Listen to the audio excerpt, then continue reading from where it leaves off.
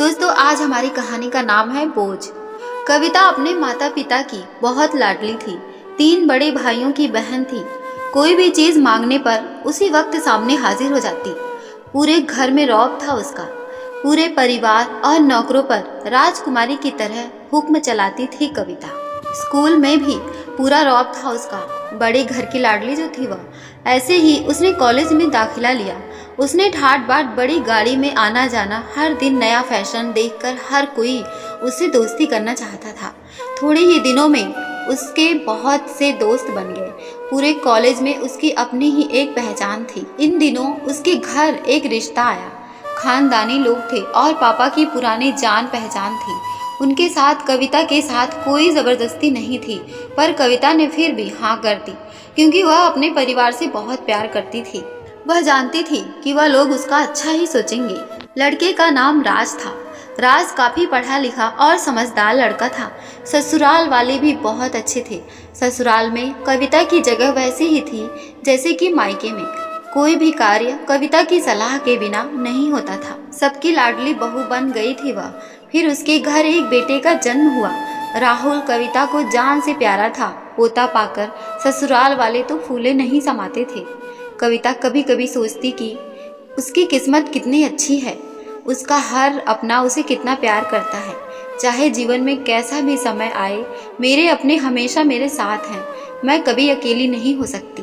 कितनी खुशकिस्मत हूँ मैं। पर शायद कविता की खुशियों को उसकी ही नज़र लग गई थी।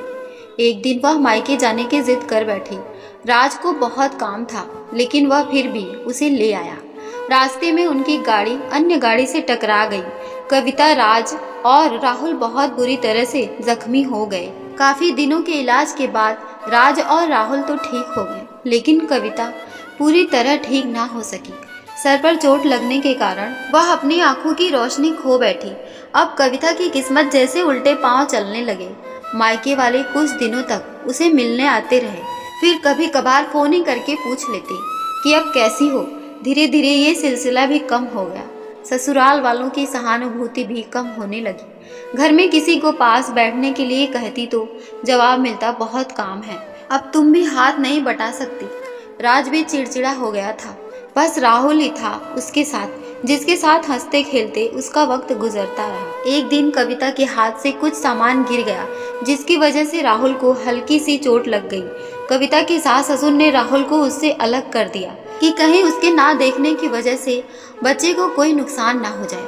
कविता अंदर से टूट चुकी थी। एक दिन उसने सबके सामने मायके जाने की इच्छा रखी, तो राज ने उसे तुरंत मायके छोड़ाया, जैसे कि वह भी यही चाहता था। लेकिन राहुल को उसके साथ नहीं भेजा गया। कविता कभी राहुल से दूर नहीं रही थी, पर अपनी कमी के कारण उसने ज्यादा बहस नहीं की। कविता को लगा कि वह 3-4 दिन वहां रहेगी तो थोड़ा हवा पानी बदल जाएगा, क्योंकि वह कितने दिनों से कहीं भी बाहर नहीं गई थी। घर वाले भी इतने दिनों बाद उसे देखकर कितने खुश होंगे। कविता के घर पहुंचने पर सब लोग बहुत खुश हुए। खाने में सब कुछ कविता की पसंद का ही बना था। उसने अपने मम्मी पापा और भाई भाभीियों से दिल खोलकर बातें की। उनके छोटे छोटे बच्चे भी बुआ के साथ घुल मिल गए थे। रात को सोने के वक्त जब वह कपड़े बदलने लगी तो उसे पता चला कि उसका बैग तो बहुत भरा हुआ था। वह सब समझ गई। वह बहुत उदास हो गई। कुछ दिनों तक तो सब ठीक रहा, फिर जैसे सब बदलने लगा, सबका व्यवहार बदल रहा था। वह लोग जैसे थक चुके थे उससे। सब लोग घुमा फिरा कर पूछने लगे कि राज कब आ रहा है, उसे ले जाने। वह बहाना बना देती, जबकि वह जानती थी कि उस घर में अब उसके लिए कोई जगह नहीं। कविता से चलते वक्त कुछ न कुछ नुकसान हो जाता। थोड़ी बहुत टोका टाकी उसे सुनाई देती, वह टाल देती। एक दिन उसके हाथ से लगकर एक कीमती फूलदान टूट गया। छोटी भाभी ने बहुत हंगामा मचाया। कविता के माता पिता रोज रोज के झमेले से तंग आ गए थे। उन्होंने राज को खुद से फोन कर दिया। राज कविता को अपने घर ले गया। कविता को अपने परिवार वालों से ये उम्मीद ना थी। जिस कविता के कहे बिना घर में एक पत्ता भी नहीं हिलता था, उस घर के लिए वह अब एक बोझ बन चुकी थी। राज के साथ ससुराल आते वक्त वह बहुत खुश थी, क्योंकि वह अपने घर जा रही थी, अपने जिगर के टुकड़े राहुल के पास। परंतु यह खुशी भी कुछ पल की ही थी। सारा बंदोबस्त पहले ही किया हुआ था। कविता को सीधे ऊपर वाले कमरे में पहुंचा दिया गया। राहुल से दूर रहने की सख्त चेतावनी दी गई। एक कामवाली लता को उसकी जिम्मेदारी सौंप दी गई, जो उसके खाने पहनने जैसे ज़रूरतों का ध्यान रखती।